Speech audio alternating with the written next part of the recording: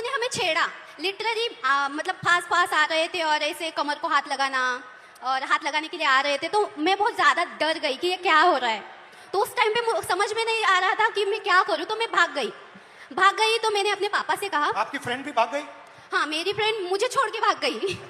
तो क्या हुआ, मैंने अपने पापा से कहा कि पापा मेरे साथ ऐसा ऐसा हुआ। तो वो हमारे साइड वाले गांव के लड़के थे। तो पापा ने क्या कहा कि हम कंप्लेन करेंगे, पुलिस स्टेशन में कंप्लेन करेंगे, लेकिन मैं नहीं आऊँगा, मम्मी को लेके जाओ। तो मैं मेरी मम्मी को लेके गई। क्यों? क्योंकि पापा का मतलब ऐसा वो सोचते हैं कि तुम एक महिला हो तो तुम्हारी माँ जितना तुम्हें जानती है उतना मैं नहीं जानता। तो जब एक लड़की पर बात आती है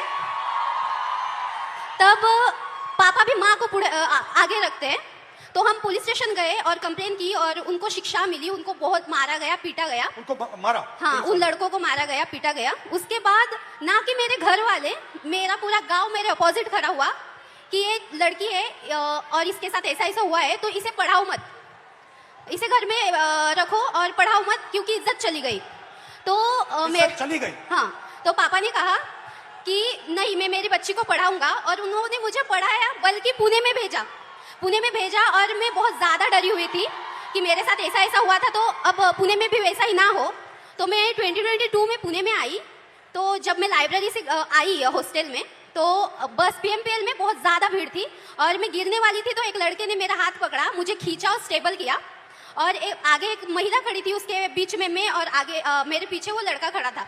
तो लिटरली उस लड़के ने मेरी कमर के इस कोने से लेकर इस कोने तक में हाथ लगाया और मुझे पीछे खींचा, और मैं डर गई। मैंने तुरंत में पीछे मुड़ी और उसके कान के नीचे बजाया।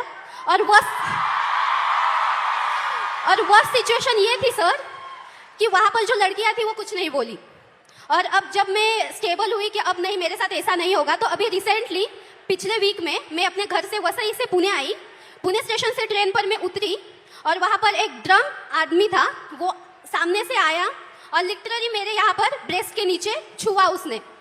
तो मैंने उसके हाथ को पकड़ा और उसे मारा। वहाँ भी महिलाएं थी,